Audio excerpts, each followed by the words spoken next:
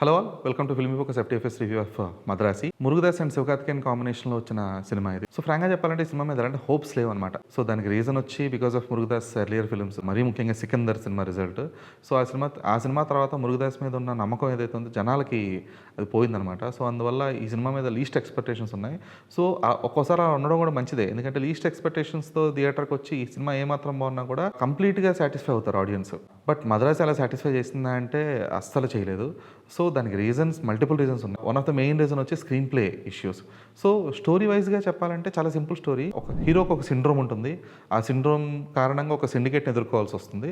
So ఆ హీరోకి ఆ సిండ్రోమ్ ఏంటి, ఆ సిండికేట్ని ఎలా ఎదుర్కొన్నాడు ఏంటి అనేది సినిమా ప్లాట్ లైన్. పర్ఫార్మెన్సెస్ విషయంలో బోత్ రుక్మిణి వసంత్ కానీ శివకార్తికేయన్ కానీ ద బెస్ట్ పర్ఫార్మెన్స్. ముఖ్యంగా శివకార్తికేయన్ యాక్షన్ సీక్వెన్సెస్లో పర్ఫార్మ్ చేసిన విధానం ఏదైతే ఉందో, సినిమా పక్కన పెట్టేస్తే యాక్షన్ సీన్స్ వరకు పీక్ లెవెల్లో ఎంజాయ్ చేస్తారనమాట. ఆ సీన్ కంపోజిషన్స్ కానీ, ఆ ఫైట్ కంపోజిషన్స్ కానీ చాలా, అంటే ఈ మధ్యకాలంలో ఈ కైండ్ ఆఫ్ మాస్ రా యాక్షన్ సీక్వెన్సెస్ అనేవి మనం చూడలేదు.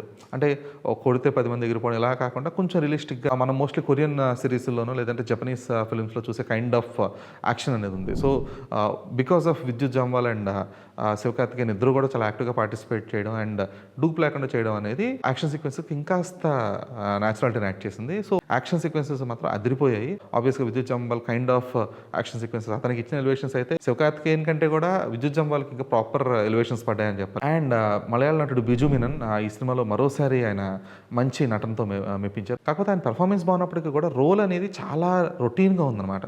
అందువల్ల ఆ క్యారెక్టర్ సరిగా పండలేదు. ఇంకా చాలా క్యారెక్టర్స్ ఉన్నాయి, లైక్ విమలారామన్ కానీ, వీళ్ళందరూ కూడా ఇన్ని క్యారెక్టర్స్ ఉన్న ఏది కూడా ప్రాపర్గా వర్కౌట్ అవ్వలేదు. అంటే ఏ ఒక్కదానికి కూడా ప్రాపర్ ఎస్టాబ్లిష్మెంట్ లేదు, ఆర్క్ లేదు, ఒక పే ఆఫ్ అనేది లేదు. సో అందువల్ల మిగిలిన క్యారెక్టర్స్ ఏది కూడా అంతగా గుర్తు కూడా రావు. టెక్నికలిటీస్ విషయానికి వస్తే ప్రతి సినిమాని తన మ్యూజిక్తో ఎలివేట్ చేసే అనిరుద్ధ్ ఈ సినిమాకి మైనస్గా మారడం అనేది one of the biggest disappointment అనమాట.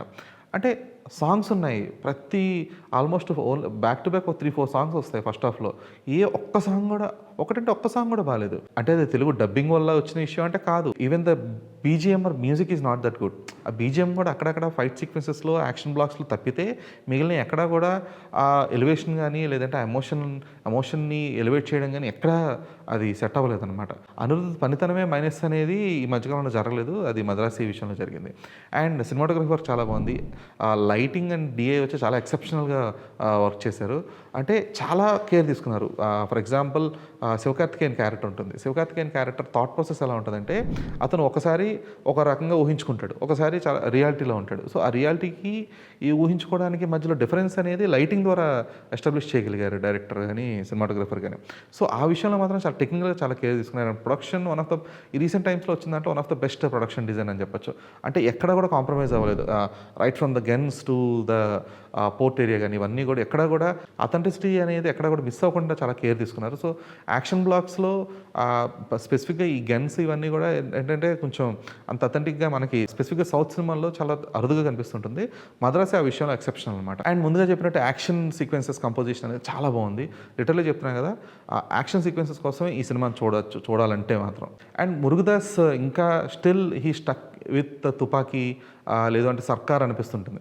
ఎందుకంటే హీరో క్యారెక్టరైజేషన్ కానీ లేదంటే చుట్టూ అల్లుకున్న సన్నివేశాలు కానీ లేదు అంటే ఆ కైండ్ ఆఫ్ స్క్రీన్ ప్లే కానీ ఇంకా కూడా హీ స్టిల్ స్టక్ విత్ తుపాకీ ఏమో అనిపిస్తుంది అనమాట.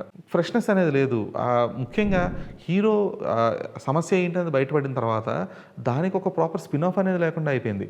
ఎందుకని ఆ క్యారెక్టర్ అలా బిహేవ్ చేస్తుంది, లేదంటే ఆ క్యారెక్టర్కి ఆ ట్రిగరింగ్ పాయింట్ ఏంటి, ఇవన్నీ కూడా చాలా అంటే there is no proper justification for that triggering point as well. చాలా సింపుల్గా ఏదో ఇంకా అంటే అక్కడ ఒక ఎమోషన్ ఉండాలి కాబట్టి వచ్చేస్తుంటుంది, లేదంటే ఒక యాక్షన్ ఉండాలి కాబట్టి ఆ ట్రిగరింగ్ పాయింట్ వచ్చేస్తుంది తప్పితే there is no proper justification for it. అన్నిటికంటే ముఖ్యంగా స్క్రీన్ ప్లే అనేది సినిమాకి మెయిన్ మైనస్ అని చెప్పాలి. ఎందుకు అంటే కథని అంటే ఇలాగే ఒక కథని ఈ ఫార్మేట్లోనే చెప్పాలని లేదు. There are lots of screen play options. Non linear చెప్పొచ్చు, ఫ్రంట్ అండ్ బ్యాక్ చెప్పొచ్చు, లేదంటే ఇంకా కొంచెం ఆడియన్స్ని కన్ఫ్యూజ్ చేస్తూ లాస్ట్లో వాళ్ళకి ఒక చిన్న ట్విస్ట్ ఇచ్చేటట్టుగానే చెప్పొచ్చు. రకరకాల ఫార్మాట్స్ ఉన్నాయి. There is no specific format, అంటే ఒక ఫిక్సేజ్లా ఏం లేదు ఇలాగే చెప్పాలని. కాకపోతే ఈ కథను ఇలా అయితే చెప్పకూడదు.